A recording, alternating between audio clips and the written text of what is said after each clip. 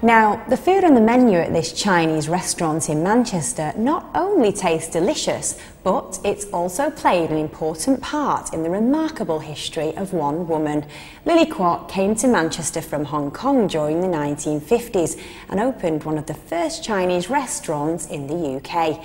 She passed away last December, but Andy Johnson's been finding out how her memory and her dishes are living on, thanks to her granddaughters.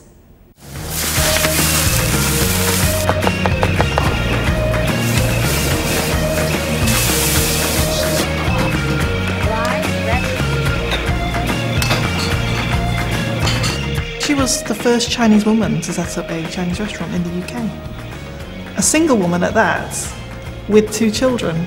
They didn't know what Chinese food were. We were the only one there. I used to see people like Cliff Richard, the Hollies, the Beatles in their early days, all just having a bite to eat, especially Lily Kwok's chicken curry. Twin sisters Helen and Lisa C should know a thing or two about Chinese cuisine. It's in the blood. When they and younger sister Janet opened the sweet Mandarin restaurant in Manchester's northern quarter in 2004, they were following in the footsteps of their mother Mabel and grandmother Lily Kwok, the first woman to open a Chinese restaurant in the UK. She died last year, but her secret recipes have been passed on through 3 generations of the family, ensuring her legacy lives on.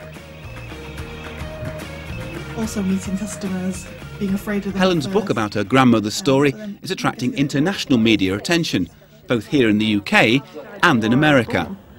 This book has now been hailed as a real-life Joy Luck Club. It's been endorsed by Amy Tan and Oprah Chef.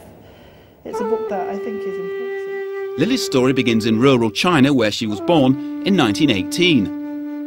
Our family grew up in a farming village where you really didn't have any money whatsoever. You really were struggling to put food on the table.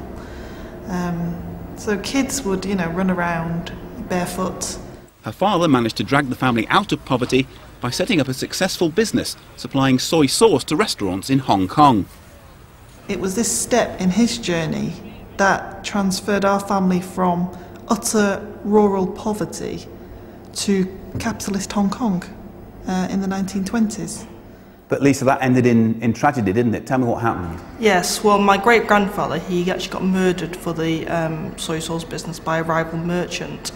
And because of that, my grandmother and her family were left in poverty again.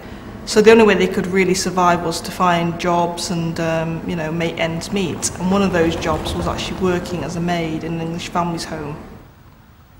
Lily worked for wealthy European families in Hong Kong, surviving the Japanese occupation during the Second World War.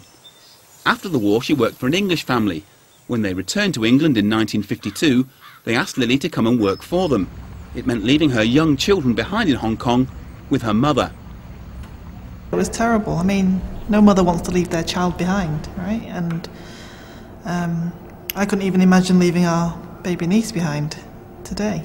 So for a mother to have to leave, her 2 kids behind, it must have been really desperate measures, desperate times. The voyage to England took 6 long weeks, and it was during this time she invented the chicken curry that was to become her trademark. It was on the SS Canton that my grandmother began to experiment with the new techniques and ingredients she found on her journey. And it was here that the dish that made her name as a restaurateur came to fruition: Lily Kwok's chicken curry. Lily's curry recipe is a family secret, but I've been invited to make the famous dish. So it's quite a quick recipe in a way, isn't it? Once you've prepared everything, it's not. The hardest thing is the sauce. Really. Yeah. And when it starts bubbling, then you actually add in the actual sauce. It all goes into it, yeah. Nearly all of it. Well, you don't need all of that. I hope I'm doing your grandmother proud here. Fantastic colour, isn't it, as well? Yes. Really wonderful. There we go. Lily Kwok's chicken curry.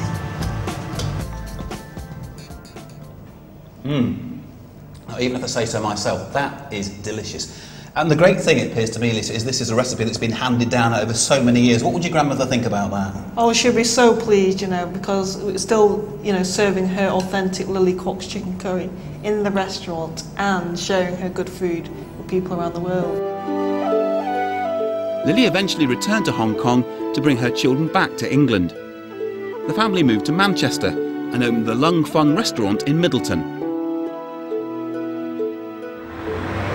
This roundabout here is where it all started. Unfortunately, Lung Fung, my grandmother's restaurant, has been knocked down now. Yeah. But could you imagine, there's the Warwick Mill, and in front of that was these terrace houses. At the end of that road, on the corner, was my grandmother's restaurant, Lung Fung. Wow. And beside that was a small grocer's shop. In the late 1950s, the Manchester music scene attracted some of the top bands of the time, and the Lung Fung restaurant became a favourite haunt for the pop stars. Come on, pretty baby, let's move it and groove it. I remember quite a lot of groups. The most famous person was Cliff Richard, because he was very famous then after making the Young Ones. But some people told me, oh, the Beatles came in as well, that when they were playing in Middleton. This is curry and bean sprout, and then a bit of soy sauce with extra taste. The Lung Fung may have gone, but the family still run a takeaway in Middleton, and the food's as popular as ever. So Helen, this is where you used to live and work. That's right. This is the shop where I grew up, and I used to help my family. You know, serve chips. Would you like salt and vinegar on your chips, or soy sauce on the curry? And you know, well, we would do our homework upstairs, and then if we were busy, Dad would call us and go, "We're busy, get down here." So we'd go down, serve a bag of chips, you know, serve the customers, and then go back upstairs and do our homework. And of course, you all did very well once you left home, didn't you? You went to college, university, and then went away for a while. I guess, you know, in your life, there are moments which change how you think about things. And I guess one of the moments was in this chippy. Because I actually saw my mum being attacked in a racial incident where this thug actually came towards her, stole a bag of chips and punched her, and she hit her head against the wall and collapsed. Now, you know, as an 11-year-old seeing that, it's devastating. And then this thug actually went on to say, "How dare you stay in this country? What are you doing here? Get back to your own country." Well, we all looked at each other and thought, this is the only home we know. Where are we supposed to go? And at that point, I thought, you know, I can't change the fact that I'm Chinese, even though I did put a peg on my nose at night to try and make it straighter. Did you? Yeah. And I can't change the fact that I'm poor, but I can change the fact that I can improve my education. So I thought, I'm going to take my finger out of my ear and listen to what the teacher says. And that's why, I guess, when I graduated from Cambridge University and qualified as a lawyer, I not only fulfilled my dreams, but those of my mother and grandmother. But after pursuing separate careers in law, business and engineering, the three sisters eventually decided to open a restaurant together. Lisa, you all went on your separate paths, didn't you, doing different things. What made you get back into the restaurant business again? Well, it was really through a family holiday in 2002, where we went back to Hong Kong and really rediscovered our roots. We actually saw where my grandmother grew up. We saw, like, you know, basically all the different areas in terms of, like, her upbringing. And it was fascinating because, as you can imagine, being growing up in Manchester, especially in England, you know, you're so not au fait with how it's done in the Far East. So we went there and we basically had rediscovered our roots.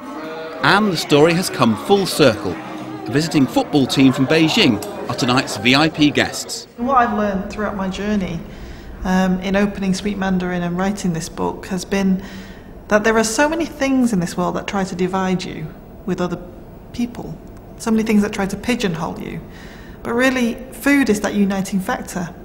Food breaks down those barriers and creates friendship. So for us, we really do hope, you know, our food will live on, as well as the memory of our grandmother.